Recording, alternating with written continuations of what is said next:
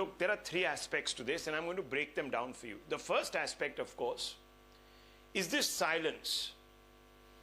Second aspect is what I believe a sort of legitimization of the entire project by co-opting individuals who are sympathetic to this movement into the political mainstream, which makes me believe that politicians are now so indebted that they will not be able to speak up, especially in Punjab, against this menace. And thirdly, the center itself, the center that should have by now sent out stinkers to both London and the Canadian government to say, look here, there are individuals who are threatening the highest constitutional authorities in this country. You better lock them up or hand them over to us. They are needed here, especially when we supposedly have such great ties with these various governments. Dr. Ranganathan. No, good evening, Rahul. Thanks very much, and good evening to all my esteemed panelists. Well, I think you've really touched the nub of the whole issue, Rahul. The political interference in this, it is unbelievably dangerous. I mean, we just cannot be going back to the 80s. And the expert General Bakshi has spoken. I'm going to speak for the next couple of minutes, Rahul, if you don't mind, as a layman, as a common citizen of India. Now, you remember, Rahul, I'm old enough to remember, I don't know how old Mr. Dhillon is, but I'm old enough to remember the days of 1980s, when we, all of us thought, even though I was young, but we thought that we have lost Punjab. We really did. You remember those transistor bombs that used to go with gay abandon in India, in Delhi of all places. In Punjab, people would be taken out from buses almost daily and shot. We really thought Punjab had lost, we'd lost it. And how did we regain Punjab? And that is another one of my worries, because we no longer have Mr. KPS Gill.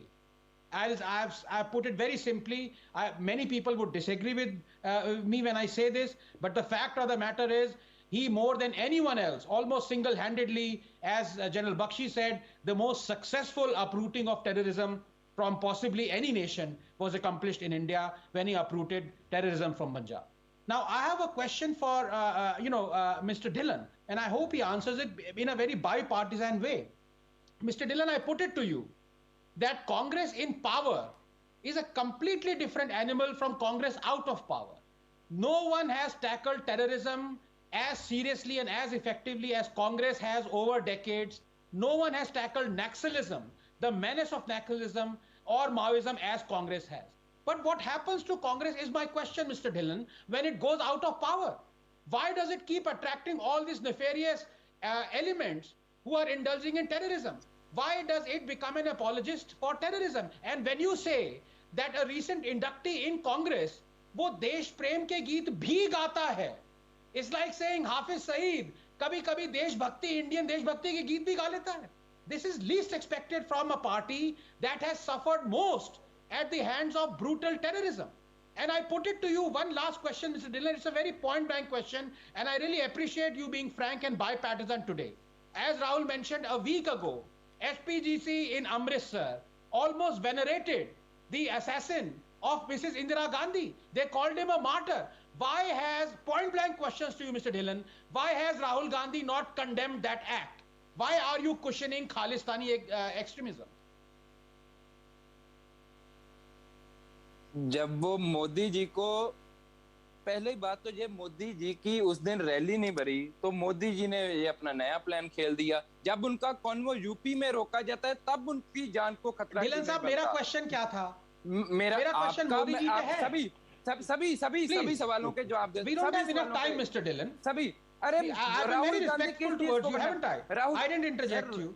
But the question is, I'm asking you a very straight bipartisan question. Rahul Gandhi, Dr. Ranganathan, and if you want, I'll tell you the problem here.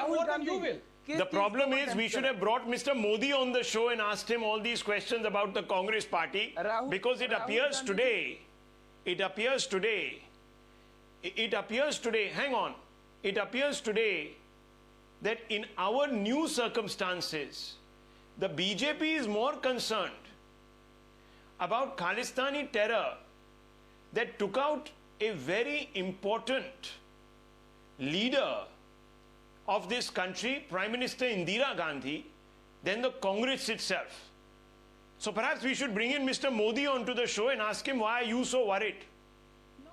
This individual, this Burhan Bhatt, the hero of Kashmir, Dr. Ranganathan, should be taken to the United Nations next, plonked down next to the Chinese and in between the Pakistanis, and made to say his piece to them, straight to their faces.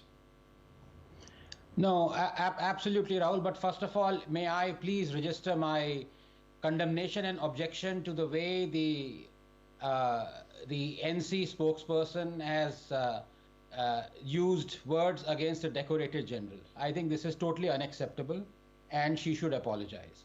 More so, her Magna Carta of apologies is going to run through, because she was the same person who accused the BJP of supplying RDX for the Pulwama attack. She has never apologized for it. And I am shocked that BJP, the party, as well as we have the wonderful friend Shazia as a spokesperson of BJP, they've never, pursued her and asked her to apologize for this grave allegation and slander. You can't just get away by accusing someone of supplying RDX for one of the most dastardly attacks in India to have happened in the last decade or more. And if she wants proof, I can supply that proof to her as well. Because last time I said this, she accused me of lying. No, I come with facts. On July 31st, 2021, Irfa Jan participated in a debate titled Anti-Terror Ops in Kashmir, Big Victory for Forces, 2 Pulwama Attack Plotters Eliminated.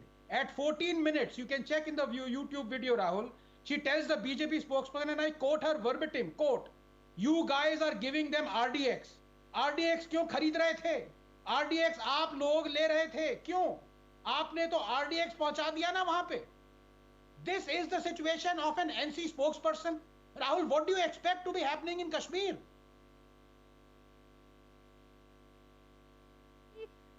Well, I think you put it very well. You put it very, very well. Let me respond, Rahul. Let me respond to this person. Let me respond to the allegations. Yes. Right now. Why don't you deny that? No, you first say sorry. No, say sorry first. You first say sorry. I will be able to speak. And you deny. Yeah. No, did you say this? Yes or no? No. Let me speak. Guys, you guys are all from the BJP. Let a person respond. No, did you make this comment? This is the thing. This is why these guys, it's so easy to expose their hypocrisy. I quoted her verbatim. And now she's gone on a tangential. You guys are BJP. Now she'll say, I'm Sanghi. Well, maybe you should tweet that clip. Dr. Ranganathan, maybe you should tweet that clip, and we will expect Ifra Jan to respond to your tweet. And we will carry this particular tweet. Oh, she stands by it, she says. She says she stands by it. Well, she stands by it, viewers. No, there's nothing more to respond. Do you think I'm going to allow somebody to sit here and cook up conspiracy theories without any proof on Times Now and spread disaffection? We are controlled, madam, by MIB rules. Maybe you aren't. You should be controlled by your conscience, but you are not. Let me first begin with Dr. Anand Ranganathan to get a sense really of what he believes. Dr. Ranganathan. Yeah, hi Rahul, and hello to all my fellow panelists. No, of course he is a victim. Depends the kind of prism you want to look at it.